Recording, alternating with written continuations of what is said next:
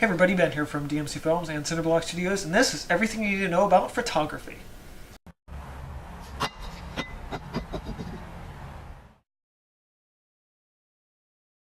So some people have this weird mentality of thinking, is photography really art? Because you're not really capturing anything, you're just taking a picture. Well, of course it's art. You clearly know nothing about photography at all.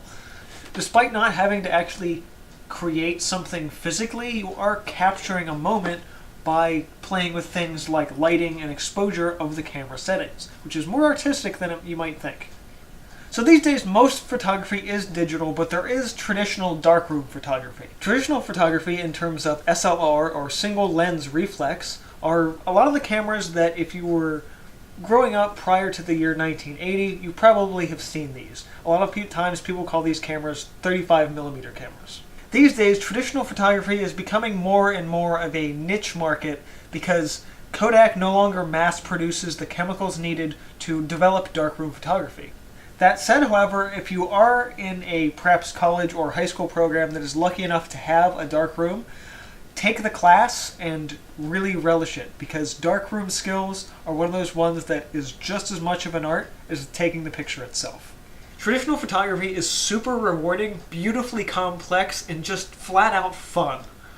But if you're just starting to get into photography, to be able to either find a darkroom that you can rent time and space to use the place, as well as just getting your hands on the materials, it can be a little expensive these days. These days in general though, when you're talking about most photography, you're referring to digital. On the artistic side, in most cases you're looking at point and shoot cameras and DSLRs.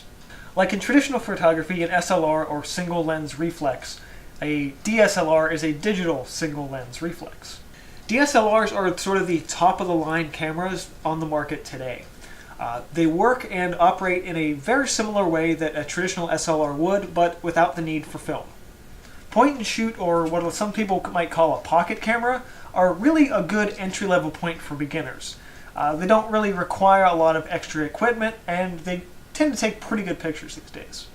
That said, however, if you're going to be doing long exposure shots, or you want to do more low light or high light fast photography, perhaps taking pictures of waterfalls or fast things like sporting events, a simple point and shoot camera probably isn't going to cut it. Now, while you also might be thinking, oh, I have a camera in my phone or in my tablet. While these devices are good for a lot of things, they're not good for dedicated photography. While yes, the cameras in them have gotten much better since their first appearance in the early 2000s, they're just not the kind of thing where if you're going to be doing artistic photography, that's not the first thing you should be using. Now, when you're looking at different cameras and which one to buy, one thing that a inexperienced sales rep might tell you is, oh, just get one with more megapixels, because, more megapixels mean it's just better. It doesn't, and that's what is known as the megapixel myth. The more megapixels that your camera has the capability of taking doesn't mean you're getting a crisper photo. Megapixels, put simply, are how large a photo can be printed at before details start to get blurred out. Okay, so that's a lot of technical stuff. Well, let's talk about just simply the basics of the craft of photography. So a big part of photography is understanding how to frame a composition. And the easiest way to start on this is the rule of thirds. Now, I've talked about the rule of thirds in my videos before, and I'll do an overlay here as well to show you that it's simply dividing the picture plane into thirds. And the intersecting points where your lines intersect are considered points of interest. A lot of cameras will actually have a rule of thirds feature that will overlay the rule of thirds over top of your viewfinder, either in the camera itself if you're looking through it, or just on the little screen. Now, this little overlay won't translate onto the photo you take, but it's a really good way for you as a beginner to sort of start to understand the rule of thirds. For more on composition in general, as well as the rule of thirds, be sure to check out my Principles of Design video, as well as the chapter on composition over in my free How to Draw ebook. Another thing to think about while taking photos is, where is your horizon line? Now, a lot of times it's just, click, it's right in front of you. But be creative. Get really high up and point down at a subject, or get low. I love doing shots of flowers and getting right down on the ground with them. It is so much fun, and it really adds an interesting dynamic to the photo itself. Also, don't underestimate the value of a good close-up shot. In photography, this is known as a macro. So we also have to discuss the differences in photography between color and black and white. I mean, besides the obvious ones. At first, every camera was a black and white camera that took grayscale or sepia tone photographs. Just because it may seem a little old-fashioned, black and white photography is by no means irrelevant. Before you complicate things with understanding color composition and color balancing, like just in drawing, focus on your values first. So everybody, in my opinion, should really start with black and white photography so you understand a balance of value and lighting and not worry about trying to play with your colors. Now, when you do start working your way into color photography, and for digital photography that's pretty much as easy as switching a little button, a good place to start is your basic color relationships. Now you can check out a video over here I did mostly about sort of painting color relationships, but honestly, it works just the same. Color is color. And as I mentioned in the color relationships video, playing with different extremes in terms of lights and darks or different hues of a color, that is going to change the psychological mood behind what the viewer sees when they look at your photograph. Next up in the compositional talk, framing.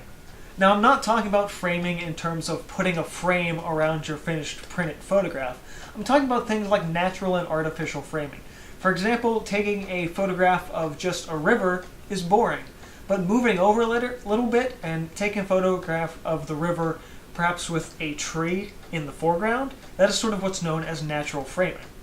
Clever uses of framing is a great way to show that you're not just taking a picture, but you're really observing your environment to kind of capture the best moment that you can. Another really important part of both the camera itself as well as just taking the picture is the lens. I'm only going to say this once. Optical, optical, optical. Okay, that was 3 times, but really, it's important. While the lens in your smartphone might be a lot closer to a digital lens, it's not a good photography lens because the lens itself is small and doesn't really take good photographs. Yeah, some people say size doesn't matter. Well, for photography, a bigger lens, 9 times out of 10, is going to take a better photograph. Now, the bigger is better is not an absolute, but it is a good rule of thumb to say, okay, if I'm taking a picture and my camera lens is this big, it's going to limit what I can do. But if I'm taking a picture and my camera lens is, this big, it's going to have better photographs regardless. Additionally, going from something like a point-and-shoot camera to an SLR, you're going to see, oh, well, this camera just has a little lens in it, but this other camera doesn't have a lens in it at all. I have to buy different lenses. Well, that's a good thing. Interchangeable lenses often make really good cameras. Something with a 35mm lens is going to give you a nice sort of general range for taking a variety of photographs. And then a lens that's a higher millimeter, say 120, is going to create interesting sort of optical zooming effects. Regardless of which lens you're using though, it's important to know that having that ability to interchange your lenses just makes your skills as a photographer and your camera itself much more versatile. Okay, so what about the digital lenses that are in some point-and-shoot cameras and probably in your smartphone? Well, most things these days have gone all digital and we've pretty much left analog in the dust. A lens, in this case, is not better and not improved by being digital. In fact, original optical lenses are still better. So what about those digital lenses? Well, they're obviously not better, but instead of using general optics and bouncing mirrors to reflect light, it sort of does all that through just software shortcuts. And using software, it's more so simulating these effects and not actually displaying them back and not actually in the photo itself. So maybe your camera is already pretty decent. Maybe you're not using a simple thing on your phone or just whatever you happen to have lying around. Maybe you already have a DSLR. That would be great. You've already got one up on me. But there is a difference between good and bad photography, and just having a good camera doesn't mean you're going to take good pictures. Additionally, don't mistake simple snapshots with artistic photographs. Quick spur-of-the-moment photographs that were taken in an instant and have like rich artistic beauty to them are a rare thing. So do not count on this as being part of your craft. And despite all the fancy tools you can get with interchangeable lenses on cameras or fancy extra stable tripods, DSLR cameras, all of these are nice, but like a pencil, at the end of the day, these are tools. And the photography comes from the photographer, not from the camera itself. Whether you have cheaper tools or expensive ones, don't squander them for a quick and dirty result. Okay, so maybe you're in the market to buy a camera yourself. What should you really look for? First of all, get something with a good lens. Whether you're buying an individual lens or just the camera itself, be sure to check out reviews to kind of give yourself a good gauge on if this thing you're looking at is actually any good. In having a good lens, something with an optical zoom should be a must. Now, if you're shopping online, this one might be a little harder, but you want to look for something that doesn't create any edge distortion.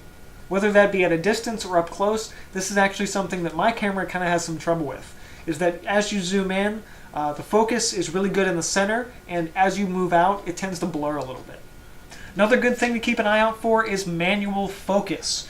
Now, a simple focus ring on the upper part of the camera or the lens itself is preferred, but it is not required. Simple digital focus is good, but something that isn't just a click and let it try and figure out where you're trying to focus.